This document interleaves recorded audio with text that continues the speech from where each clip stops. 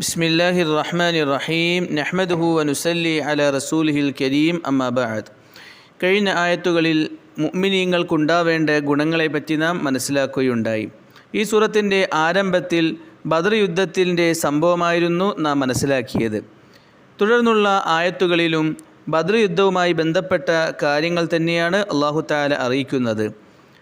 കമാ അഖ്റജക റബ്ബുക മിൻ ബൈതിക ബിൽ ഹഖ് വഇന്ന ഫരീഖം മിനൽ മുഅ്മിനീന ലകാരിഹൂൻ.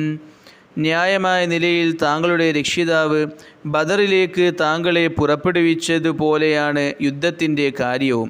വിശ്വാസികളിൽ ഒരു വിഭാഗം ബദറിലേക്കുള്ള യാത്രയെ വെറുത്തിരുന്നു. യുജാദിലൂനക ഫിൽ ഹഖ് ബഅദമാ തബയ്യന കഅന്നമാ യുസാഖൂന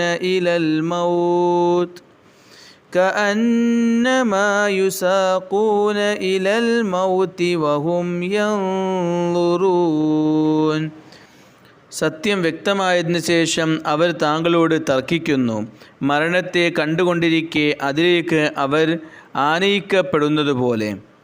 അല്ലാഹു സുബ്ഹാനഹു വ തആല സഹാബാക്കളുടെ ഇടയിലുണ്ടായിരുന്ന ചെറിയൊരു പ്രശ്നത്തെപ്പറ്റി ഒന്നാമത്തെ ആയത്തിൽ അറിയിച്ചിരുകയുണ്ടായി. അഥവാ ബദർ യുദ്ധത്തിൽ കിട്ടിയ ഗനീമത്ത് എങ്ങനെ വീതിക്കണമെന്ന വിഷയത്തിൽ അവരുടെ ഇടയിൽ ചെറിയൊരു തർക്കമുണ്ടായി. അതിനെപ്പറ്റി ഒന്നാമത്തെ ആയത്തിൽ നാം വിശദീകരിച്ചതാണ്. ഈ ഒരു കാര്യം നബി തങ്ങൾ സല്ലല്ലാഹു അലൈഹി വസല്ലം കേൾക്കാൻ ഇടയാവുകയും നബി തങ്ങൾ സല്ലല്ലാഹു അലൈഹി വസല്ലം അതിനെയെല്ലാം തങ്ങളുടെ അടുക്കൽ ഒരുമിച്ച് കൂട്ടുകയും അള്ളാഹുവിൻ്റെ കൽപ്പന പ്രകാരം അതിനെ വീതിച്ചു കൊടുക്കുകയും ചെയ്തു. എന്നാൽ സഹാബാക്കളിൽ ചിലർക്ക് ഈ ഒരു കാര്യത്തിൽ വലിയ താല്പര്യമില്ലായിരുന്നു.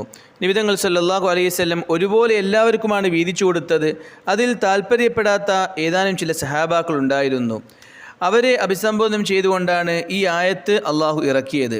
അഥവാ അള്ളാഹു സുബ്ഹാനഹു വ തആല ഈ ആയത്തിലൂടെ അറിയിക്കുകയാണ്, നിങ്ങളിൽ ചില ആളുകൾക്ക് ഇഷ്ടമില്ലാഞ്ഞിട്ട് പോലും ബദർ യുദ്ധത്തിലോട്ട് അള്ളാഹു നിങ്ങളെ പുറപ്പെടുവിച്ചു. ആ ബദർ യുദ്ധത്തിൽ നിങ്ങൾ പങ്കെടുത്തു. നിങ്ങൾ ചില ആളുകൾക്ക് ഈ ബദർ യുദ്ധത്തിൽ പങ്കെടുക്കുന്ന വലിയ താല്പര്യമില്ലായിരുന്നു. എന്നാലും നിങ്ങൾ പങ്കെടുത്തത് കൊണ്ട് നിങ്ങൾക്കത് കാരണമായി ഒരിക്കലും നഷ്ടമുണ്ടായില്ല. ഇതുവരെ നിങ്ങൾ പ്രതീക്ഷിക്കുക പോലും ചെയ്യാത്ത അത്ഭുതകരമായ രീതിയിൽ അള്ളാഹു നിങ്ങളെ സഹായിക്കുകയും നിങ്ങൾക്ക് വലിയ വിജയം നൽകുകയും ചെയ്തു. ഇതേപോലെ നിങ്ങൾ അള്ളാഹുവിൻ്റെ തീരുമാനത്തിൽ തൃപ്തിപ്പെടുക. നബി തങ്ങൾ സല്ലല്ലാഹു അലൈഹി വസല്ലം വീതിച്ചു തരുന്നത് അള്ളാഹുവിൻ്റെ തീരുമാനപ്രകാരമാണ്. ആ തീരുമാനത്തിൽ നിങ്ങൾ തൃപ്തിപ്പെടുക.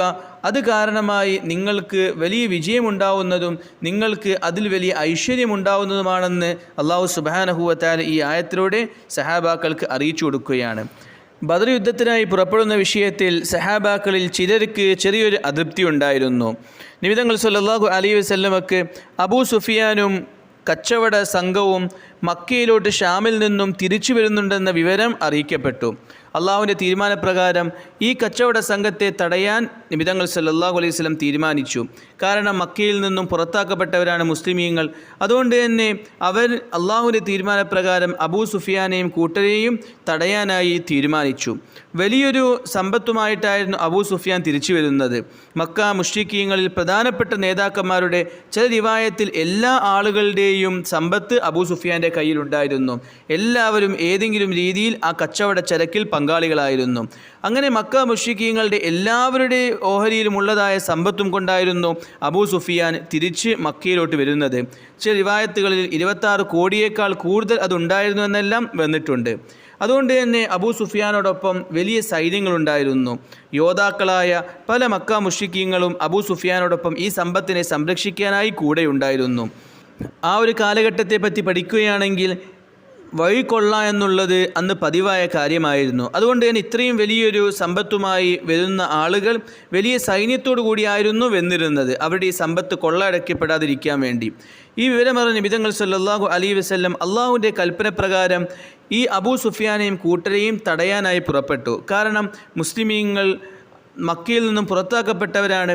അവർ ഈ അബൂ സുഫിയാൻ്റെ സൈന്യത്തെ തടയുക എന്നുള്ളത് മക്കക്കാർക്ക് ഉള്ളിൽ ഭയമുണ്ടാവാൻ ഒരു കാരണമാവുന്നത് കൊണ്ട് തന്നെ ഇതിന് അള്ളാഹുവിൻ്റെ കൽപ്പന പ്രകാരം നബി തങ്ങൾ സല്ലല്ലാഹു അലൈഹി വസല്ലം തയ്യാറായി.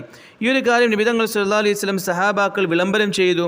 സഹാബാക്കൾ ഇതിന് തയ്യാറായി നബി തങ്ങൾ സല്ലല്ലാഹു അലൈഹി വസല്ലമയോടൊപ്പം പുറപ്പെടുകയുണ്ടായി.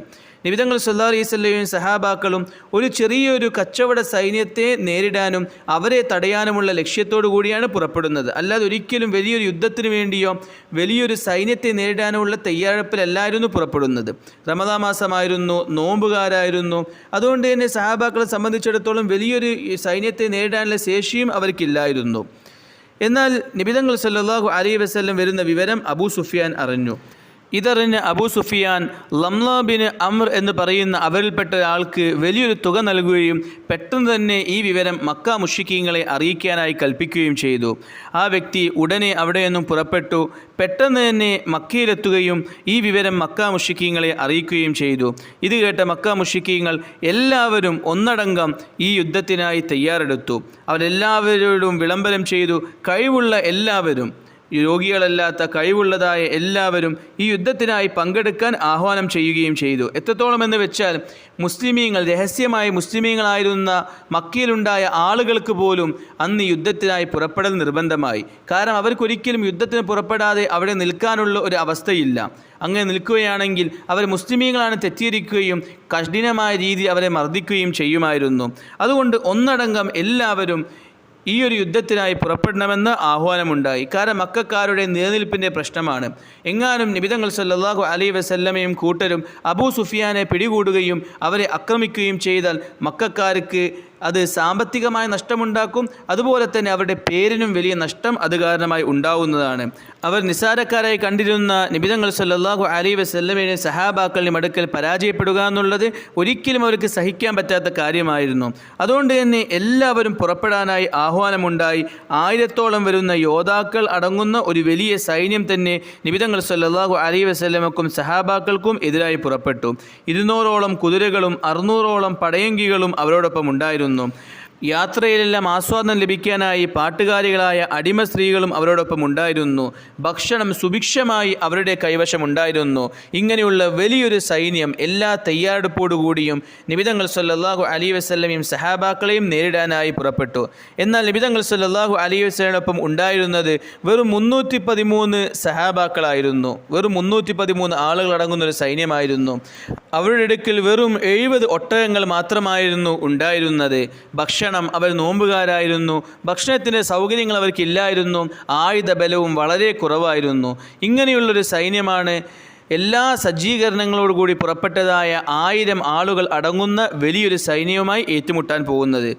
മക്ക മുശ്രിക്കീങ്ങൾ 1000 ആളടങ്ങുന്ന എല്ലാ സജ്ജീകരണങ്ങളുമുള്ള ഒരു സൈന്യവുമായി മുസ്ലിമീങ്ങളെ നേരിടാനായി വരുന്നുണ്ടെന്ന വിവരം നബിതങ്ങൾ സല്ലല്ലാഹു അലൈഹി വസല്ലമക്ക് അറിയിക്കപ്പെട്ടു.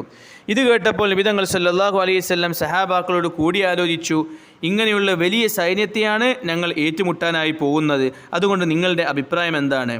ചില സഹാബാക്കൾ, പ്രത്യേകിച്ച് അൻസാരികളായ സഹാബാക്കൾ മൗനം പാലിച്ചു. അബൂ അയ്യൂബുൽ അൻസാരി റളിയല്ലാഹു അൻഹും മറ്റു ചില സഹാബാക്കളും പറഞ്ഞു, ഈ വലിയ സൈന്യത്തോട് ഏറ്റുമുട്ടാനുള്ള ശേഷി ഞങ്ങൾക്കില്ല. മാത്രമല്ല ഈ ലക്ഷ്യത്തിൽ ഞങ്ങൾ വന്നവരുമല്ല. ഇത് കേട്ടപ്പോൾ അബൂബക്കർ സിദ്ദീഖ് റളിയല്ലാഹു അൻഹു ഉടനെ എഴുന്നേറ്റുകൊണ്ട് പറഞ്ഞു, നബിതങ്ങൾ സല്ലല്ലാഹു അലൈഹി വസല്ലം എന്താണോ കൽപ്പിച്ചത് അത് അനുസരിക്കാൻ ഞാൻ തയ്യാറാണ്.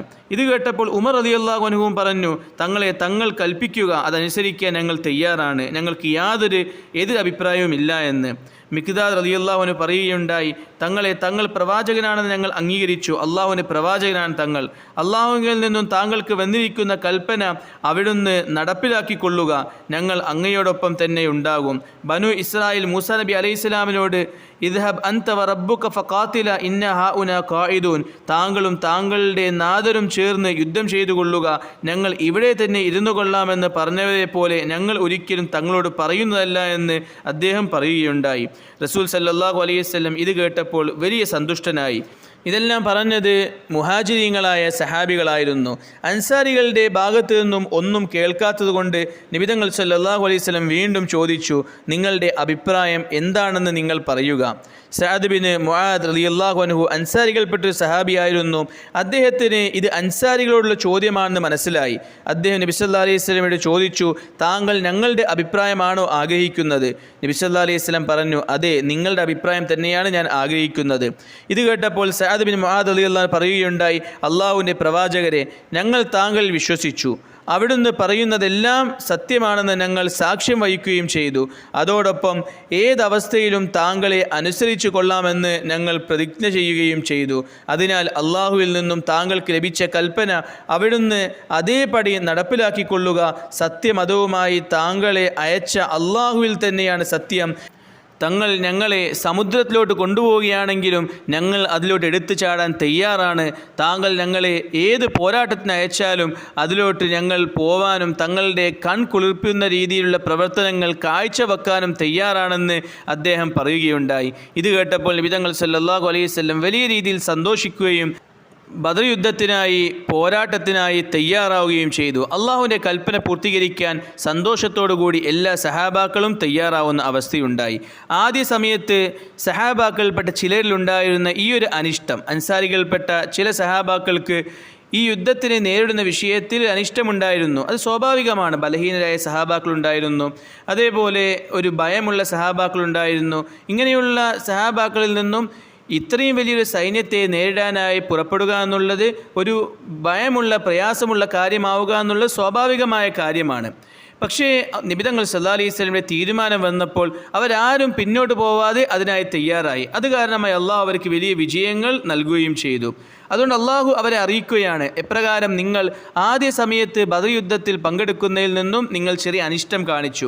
ആ അനിഷ്ടം കാണിച്ചെങ്കിലും അള്ളാഹുവിൻ്റെ തീരുമാനത്തിൽ നിങ്ങൾ വഴങ്ങാൻ തയ്യാറായതുകൊണ്ട് നിങ്ങൾക്ക് ഇതുകൊണ്ട് ഒരു നഷ്ടവും ഉണ്ടായില്ല.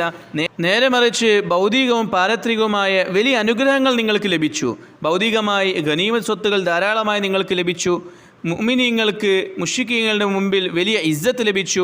പാരത്രികമായി നോക്കുകയാണെങ്കിൽ ബദരീങ്ങളുടെ സ്ഥാനം വലിയ സ്ഥാനമാണ്. അവർക്ക് അള്ളാഹു സ്വർഗ്ഗം വാഗ്ദാനം ചെയ്തു. നബി തങ്ങൾ സല്ലല്ലാഹു അലൈഹി വസല്ലം വലിയ രീതിയിൽ അവരെ പറ്റി പുകഴ്ത്തി പറഞ്ഞു. ഇങ്ങനെ ഇരു ലോകത്തും ഈ ഒരു പോരാട്ടം കാരണമായി നിങ്ങൾക്ക് വിജയം ലഭിച്ചു. നിങ്ങൾ തുടക്കത്തിൽ അതിൽ അനിഷ്ടം കാണിച്ചിട്ടുണ്ട് എങ്കിലും ഇതേപോലെ തന്നെ ഗനീമത്ത് സ്വത്ത് വീതിക്കുന്ന വിഷയത്തിലും അള്ളാഹുവിൻ്റെ കൽപ്പനകൾക്ക് നിങ്ങൾ മുൻഗണന നൽകുക. നിങ്ങൾക്ക് അത് കാരണമായി നന്മകൾ മാത്രമാണ് ഉണ്ടാവുക എന്ന് അള്ളാഹു സുബ്ഹാനഹു വ തആല അറിയിക്കുകയാണ്. ഇതിൽ നിന്ന് നമുക്ക് ലഭിക്കുന്നൊരു ഗുണപാഠം എന്നുള്ളത് ഏത് അവസ്ഥയിലും അള്ളാഹുവിൻ്റെ ദീനിന് പ്രാധാന്യം നൽകുക. ഭൗതികമായ കാര്യങ്ങൾ മനസ്സിലുണ്ട് എങ്കിലും ദീനിയായ കാര്യം ചെയ്യാൻ മടിയുണ്ട് എങ്കിലും ദീനിന് പ്രാധാന്യത കൽപ്പിക്കുന്ന കാരണമായി ഇരു ലോകത്തും വിജയം മാത്രമാണെന്ന കാര്യം ഈ ആയത്തിലൂടെ അള്ളാഹു അറിയിക്കുകയാണ്. അള്ളാഹു തആല പരിശുദ്ധ ഖുർആൻ മനസ്സിലാക്കാനും അതനുസരിച്ച് ജീവിക്കാൻ തൗഫീഖ് നൽകുമാറാകട്ടെ. വാഖിറു ദഅവാന അനിൽ ഹംദുലില്ലാഹി റബ്ബിൽ ആലമീൻ.